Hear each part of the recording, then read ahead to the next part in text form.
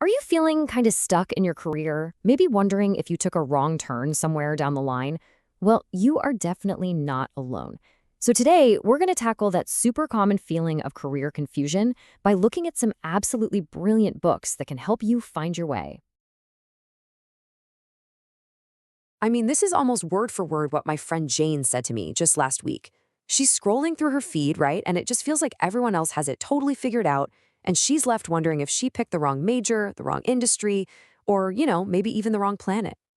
And Jane, if you're listening, this part is for you. That feeling, it is completely 100% normal. In fact, that confusion is often a sign that you're growing, that you're getting ready for whatever is next. Believe it or not, it can actually be a good thing. And you know what? That frustration you're feeling is totally justified. A lot of the career advice out there, it just doesn't work for real people with real bills to pay. So, Jane, listen to me. It's not you, it's the advice. Think about it. On one side, we get this classic advice, follow your passion. But what if you don't really know what that is? Or what if your passion doesn't pay the rent? This bad advice promises these quick fixes. What we actually need are practical frameworks that help us take small, deliberate steps, especially when we don't have all the answers. So let's just toss out all that bad advice and start building a much smarter foundation. I want to show you two key books that can completely reframe how you think about building a career that you actually find fulfilling. Okay, first up is Cal Newport's So Good They Can't Ignore You.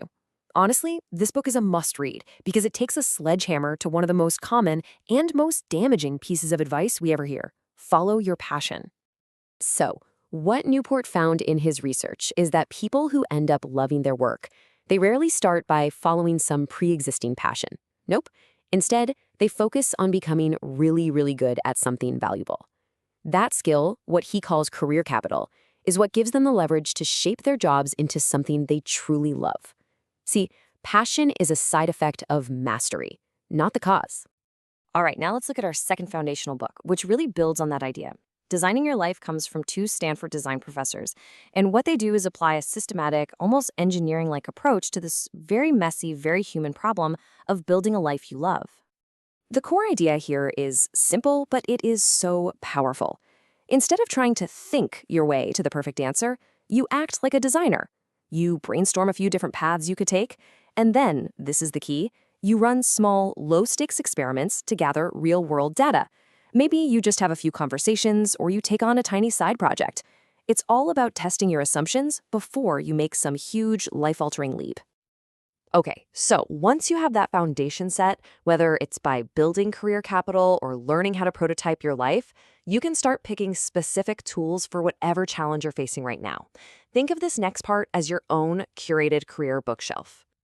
If you're in your 20s and just feeling completely adrift, Meg Jay's The Defining Decade is such a powerful wake-up call. She shows how the small choices you're making right now about work, about life, have this massive compounding effect over time, all while reassuring you that feeling lost is just part of the process. Thinking about jumping into a totally new field? Switchers by Don Graham is basically your guide to the modern job market. It goes way beyond just resume tips. It really focuses on the practical steps of building an online brand that positions you as the perfect choice for that new career. Oh man, we all get paralyzed by big choices, right? Decisive by Chip and Dan Heath is an absolute lifesaver here. It gives you a really simple 4-step process to help you widen your options, reality test your assumptions, and ultimately just make better decisions when the stakes feel super high. And finally, for that deep, frustrating feeling of just being stuck, when you know you're capable but you can't seem to move forward, you gotta turn to Barbara Sher's I Could Do Anything If I Only Knew What It Was.